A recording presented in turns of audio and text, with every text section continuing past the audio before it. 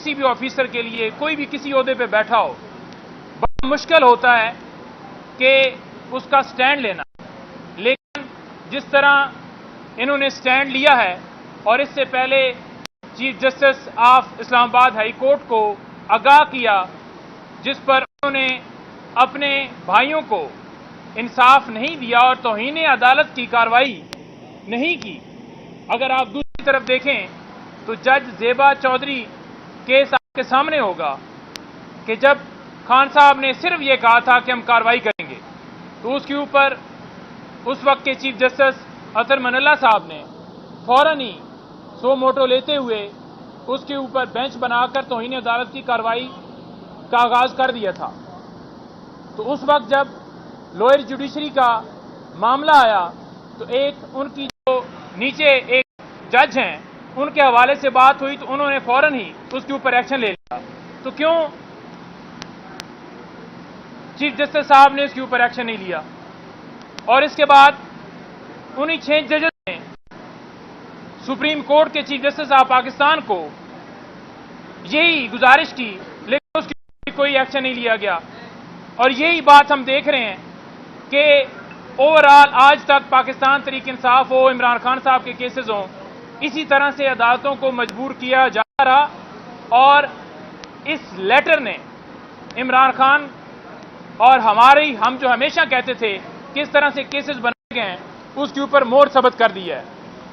300 وکلاء کے خطوط ہیں اور جسٹس ریٹائر تصدق گیلانی کے بیٹے وہ بھی اس میں شامل ہیں، جنہوں نے یہی کہا کہ سو موٹو لیا جائے۔ تو ہم یہ گزارش کر رہے ہیں کہ جب 6 ججز نے لیٹر لکھ دیا تھا تو اس وقت کیوں اس سو کالڈ اعظم کو بلا کر اس کے ساتھ مشاورت کر کے پھر اسے یہ کہہ دیا گیا تھا کہ عدلیہ آپ کے سامنے بچھائی جاتی ہے۔ ریاست کے عدلیہ اور انتظامیہ 2 الگ الگ ستون ہیں، تو آپ نے دیکھا کہ عدلیہ کو انتظامیہ کے نیچے لٹایا گیا۔ کس نے لٹایا؟ کیوں لٹایا؟ اور جب جسٹس ریٹائر تصدق گیلانی نے اس کمیشن سے انکار کر دیا تو پھر سو موٹو لیتے ہوئے بینچ کنسٹیٹیوٹ کیا، پک اینڈ چوز کیا۔ ہم یہ مطالبہ کرتے ہیں، ایک تو فل کورٹ ہونی چاہیے، اور دوسرے نمبر پر قاضی فائز عیسیٰ صاحب اور جسٹس منصور صاحب یہ دونوں اس سو کالڈ وزیر اعظم کے ساتھ ملاقات کے اندر بیٹھے ہوئے تھے۔ فی الفور اس بینچ سے خود کو علیحدہ کریں۔ وہ اپنا مائنڈ پہلے ہی ڈسکلوز کر چکے ہیں، وہ اپنا مائنڈ پہلے ہی ظاہر کر چکے ہیں۔ سو کالڈ وزیر اعظم جو فارم 45 کے مطابق ہارا ہوا شخص ہے اس کے ساتھ ملاقات کر کے، اس کے ساتھ ساتھ ہم یہ مطالبہ کرتے ہیں کہ لائیو پروسیڈنگز دکھائی جائیں تاکہ پوری قوم دیکھے۔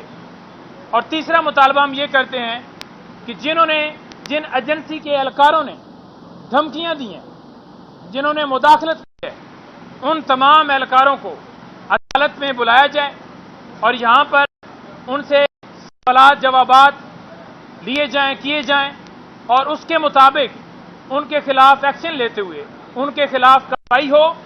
اور یہ 6 ججز نہیں ہیں، یہ پوری قوم انصاف کے لیے کھڑی ہے، یہ پوری قوم سپریم کورٹ کی طرف آج دیکھ رہی ہے، پوری قوم آج مطالبہ کر رہی ہے کہ قوم کو انصاف دیا جائے۔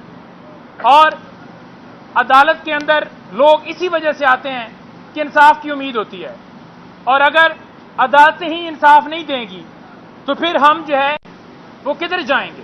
تو لہذا ہماری ڈیمانڈز آپ کے سامنے آ گئی ہیں، کلیئر کٹ ہے۔ ہم انصاف کی امید رکھتے ہیں اور امید رکھتے ہیں کہ اس پر امپلیمنٹ ہوگا۔ پنجوتا صاحب یہ بتائیے کہ کل وزیر اطلاعات عطا تارڑ صاحب نے ایک ٹویٹ کیا ہے، انہوں نے کہا ہے کہ پی ٹی آئی جو ہے وہ عدلیہ کو لڑانے کی سازش کر رہی ہے اور اس وقت جو ہے پی ٹی آئی لڑوانے کی کوشش کر رہی ہے۔ کہیں یہ ریشم والا مدعا آپ کے اوپر ڈالنے کے لیے تو نہیں سب کچھ کیا جا رہا ہے؟ دیکھیں، بات یہ ہے کہ اس کو غلط دیا جا رہا ہے کہ یہ پی ٹی آئی کا مسئلہ ہے۔ یہ مسئلہ پاکستان تحریک انصاف کا نہیں ہے، نہ ہی وہ 6 ججز پاکستان تحریک انصاف نے اپوائنٹ کیے۔ آپ یہ بتا دیں کہ کس کیس کے اندر ایسا کوئی غیر قانونی آرڈر جو ہے پاکستان تحریک انصاف کے حق میں پاس کیا گیا۔ ہمیشہ عدالتوں کی طرف یہ ریمارکس آئے کہ اگر آپ پریس کانفرنس کریں گے تو آپ کو چھوڑ دیا جائے گا.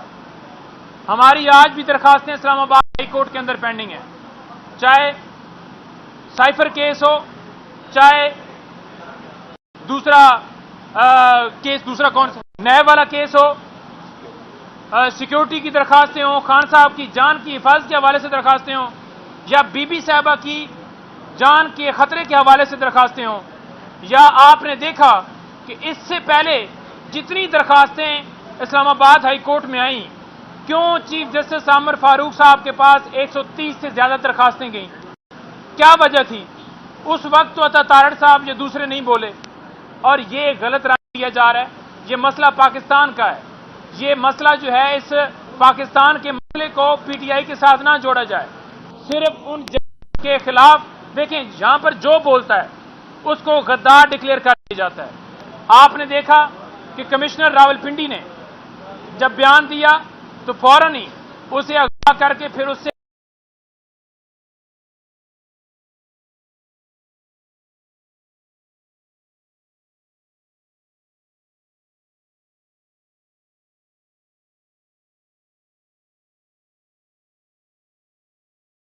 آپ کے حق میں دی ہیں. تو یہ سارے پراپوگنڈے ہیں. یہاں پر جو بھی بولے گا, جو بھی بات کرے گا, اس کے ساتھ یہی کیا جائے گا کہ وہ آواز نہ اٹھائے. اور دوسرے نمبر پر یہی پی ایم ایل این ہو, پیپلز پارٹی ہو, یا دیگر جتنی جماعتیں ہوں, جب بھی اداروں کی طرف سے مداخلت کی گئی تو اس وقت یہاں پر کھڑے ہو کر انہوں نے کہا جی کہ دیکھیں جی عدلیہ کے اوپر حملہ کیا جا رہا ہے, عدلیہ کے اندر انوالومنٹ کی جا رہی ہے, یہ ایجنسیاں یوں کر رہی ہیں, یہ کر رہی ہیں. اس وقت کیونکہ وہ بینیفیشری ہیں, ان کو فارم 47 کے اندر 10 روپے کی پنسل کے ساتھ دھاندلی کر کے بنایا گیا ہے, تو لہذا وہ کہتے ہیں کہ جو جج, جو شخص جو بھی بات کرے گا وہ غدار ہوگا, اور جو ان کی چوری ڈاکے کے اوپر پردہ ڈالے گا وہ محب وطن پاکستانی ہے.